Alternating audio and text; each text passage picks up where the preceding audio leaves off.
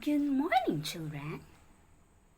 Okay, so now I am your teacher. I am teacher Shahana. And now we will discuss a new topic. But before that, can I request Jake to lead the prayer? Amen. So now, do we have any absences today? Okay, Harry, can you kindly list down all the absences today and pass it to me later? Okay. So now, did I give you an assignment? Okay, so pass your assignment in front. So, but before that, before we will proceed to our discussion, what is the condition of our weather for today?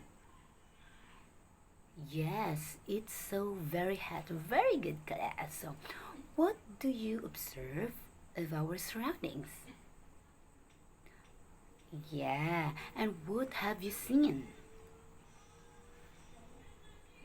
And do you hear a sound outside? Okay, okay, so our objectives is identify the different sense organ of the body. Explain the characteristics of the sense organ of the body. And the last one is give the function of the different sense organ of the body. So now I have something to show. I have a pictures here and I will call random students to answer my questions. So RJ, what can you say about these pictures? Yes, nakakita ka ng eyes. What else? Hand. What else? Yes, tongue. What else? Ear and nose. Very good. So, now, do you have any idea about sa ating topic na i-discuss ngayon? And now, before we will proceed to our proper discussion, di ba binigyan ko kayo ng photocopy na i-discuss at sasagutan ninyo? Right?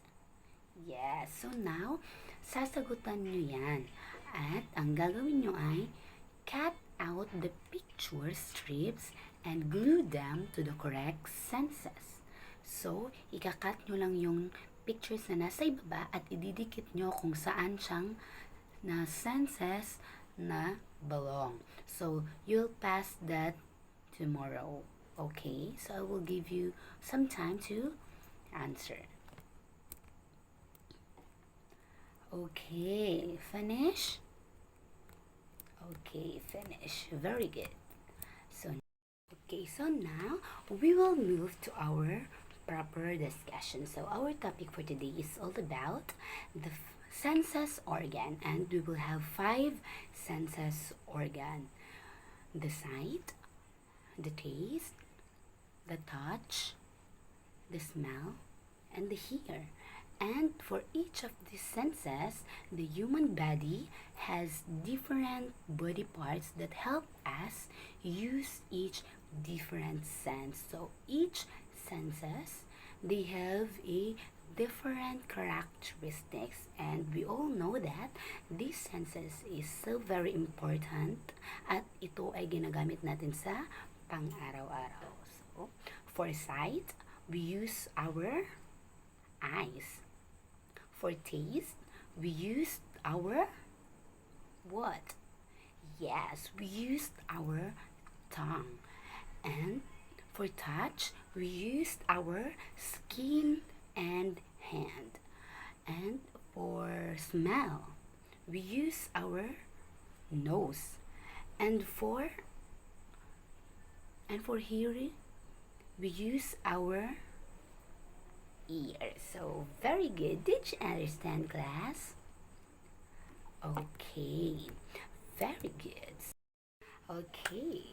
Dahil naintindihan nyo na ang ating discussion sa araw na ito, I will give you a task na kailangan nyong sagutan. Okay? So, all you need to do is match the pictures to the correct senses. So, I will give you time to match the pictures. Okay. So, time starts now. Okay, already time. So now, get 1/2 sheet of paper and sagutan nyo ito. So, fill in the blanks using the picture clue. So, merong mga larawan dyan sa ibaba. Tapos, sasagutan nyo lang kung saan siya na-belong. So, number 1 is, I see with my blank. Number 2, I touch and feel with my blank. Number 3, I hear with my blank. Number 4, I smell with my blank. Number 5, I taste with my blank. So, after nyo sagutan, i-send nyo sa akin sa messenger at ako na ang mag-check ng sinagutan nyo. Okay? So, before we end our class, I have an assignment. So, draw and color the 5 senses organs in the long band paper and you will pass it tomorrow. Okay? Okay, so goodbye class.